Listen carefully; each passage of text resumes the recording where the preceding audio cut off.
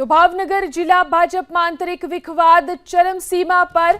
ભાવનગર જિલ્લા ભાજપના પૂર્વ પ્રમુખે એમએલએ સામે માંડ્યો મોરચો।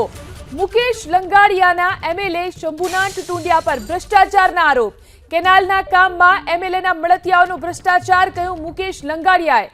સુજલામ સુફલામ યોજનાના કામમાં એમએલએના મળતિયાઓ ભ્રષ્ટાચાર કરે છે તેવો આરોપ લંગાડિયાએ લગાવ્યો છે। તળાવ ઊંડા ન કરાયા હોવા છતાં બિલ લખી દેવામાં આવ્યા છે। ભ્રષ્ટાચારને લઈને આંદોલન અને પોલીસ કેસ પણ કરવામાં આવશે તેવું પણ તેમણે કહ્યું। હાઈવેના કામમાં એમએલએ અને એમએલએના માણસો ભાગીદાર છે। એમએલએ શંભુભાઈ ટુંડિયા આયાતી છે તેવા આરોપો મુકેશ લંગાડિયાએ લગાવ્યા છે।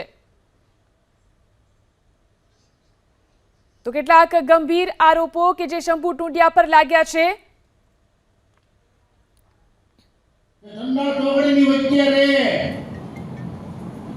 કોલેજમાંથી પૈસા ઉપાડે, મામલતદાર કચેરીમાંથી પૈસા ઉપાડે,